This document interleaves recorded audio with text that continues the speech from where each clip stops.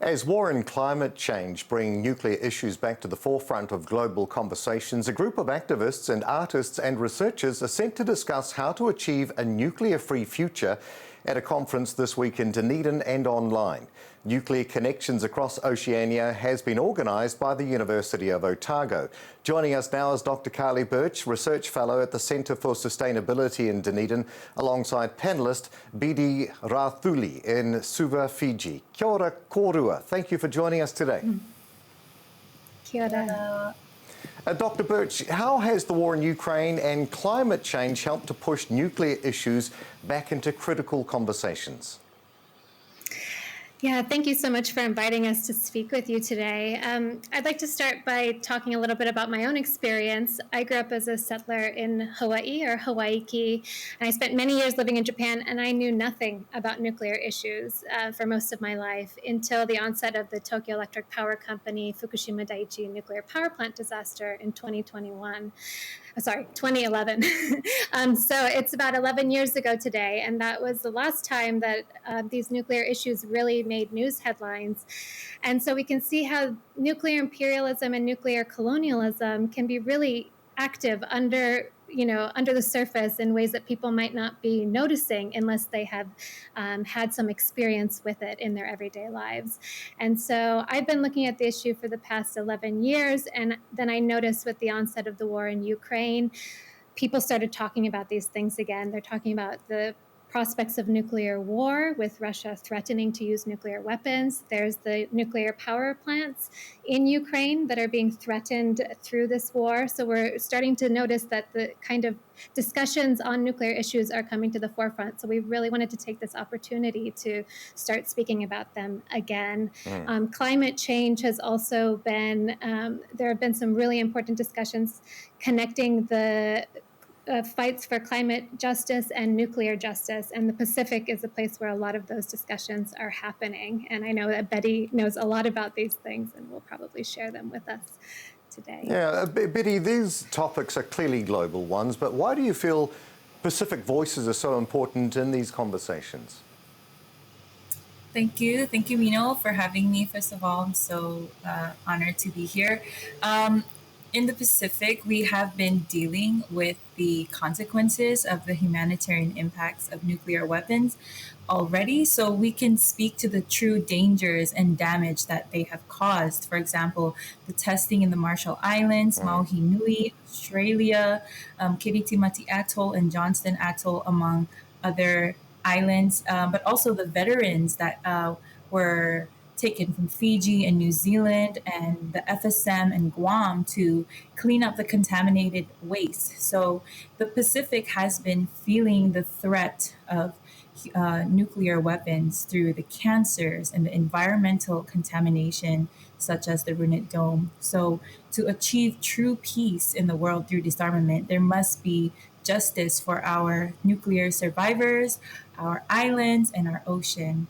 And as an activist for nuclear justice, we like to emphasize that we are one ocean, and everything that happens within the ocean affects us all. So nuclear contamination, whether it be from a leaking radioactive dome or nuclear waste being dumped in our ocean, doesn't have any boundaries. The fish swim all over the Pacific.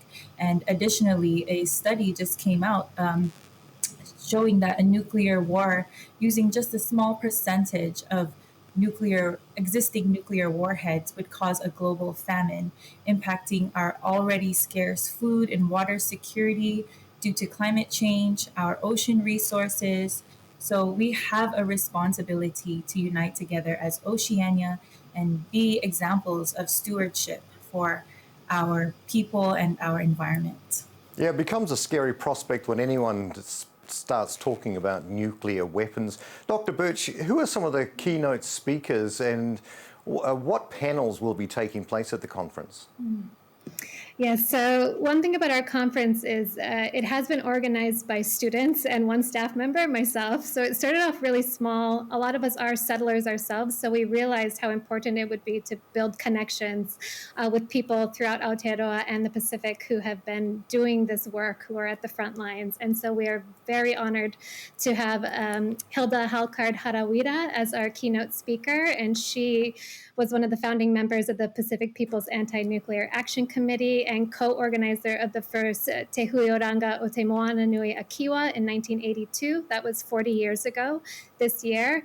And so Te Hui Oranga were reciprocal conferences where Maori and Pacific nuclear free and independent Pacific activists gathered to address the consequences of nuclear imperialism and nuclear colonialism in the Pacific. So we are very honored and grateful that she will be starting us off at our keynote address and really grounding our conference in these longer histories of fights against nuclear imperialism and nuclear colonialism.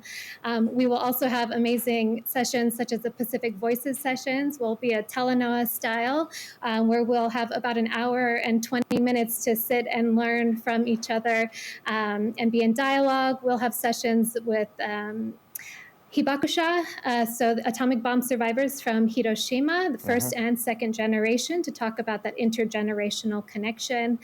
And we will have nuclear politics panels, which will bring people into dialogue across the Pacific about the issues that Betty was talking about.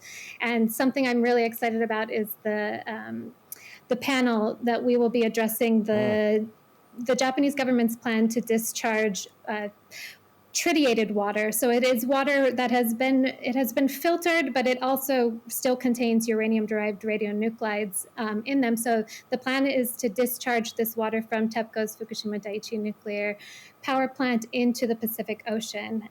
And that's a panel that Betty will be speaking on. Betty, you'll also be speaking on the panel around stopping the wastewater discharge at TEPCO's damaged Fukushima nuclear power plant in Japan. How urgent do you feel this action is at this point? Well, despite opposition from all over the Pacific and even within Japan, TEPCO has gone ahead and already began constructing the pipelines to discharge the waste, which is very concerning. And the Pacific Islands Forum Secretariat has convened a group of independent scientists to look into the matter, and they've deemed that there is insufficient data to ensure that the dumping is safe. So it's quite urgent, and we, especially those of us who have felt the impacts of nuclear testing, feel a sense of real distrust and real concern because we don't want to have to go through, the past again. So there has been a lot of solidarity from all over the Pacific, including the North Pacific, from Guam to the Marshall Islands, the South Pacific Islands, and even Japan's neighbors like Korea.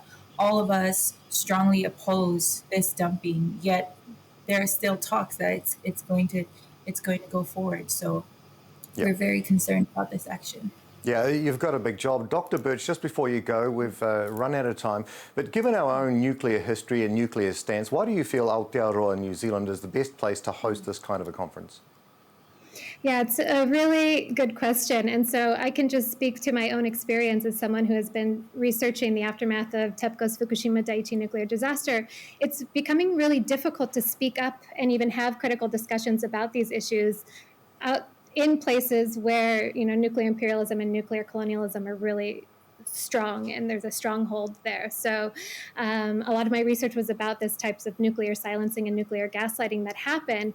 And here in Aotearoa, where I did my PhD research, I felt so free and able to talk about these things. And so the specific nuclear history here, where we have this nuclear-free policies and things like that, that's a great thing that we have here in Aotearoa, so we can actually have these discussions. And we have to remember to ground these, the movement, the stories about why Aotearoa became nuclear free in these histories of Indigenous peoples struggling. And so that's what we're really focusing on at our conference, is situating it here in these long histories of these relationships between Pacific and Maori Indigenous activists that have been doing a lot of this groundwork, which is why we have a nuclear-free New Zealand at this point. Dr. Carly Birch in Dunedin and Betty Ra-Thuli in Suva, thank you both so much for joining us today. Ngā mihi. Ngā mihi.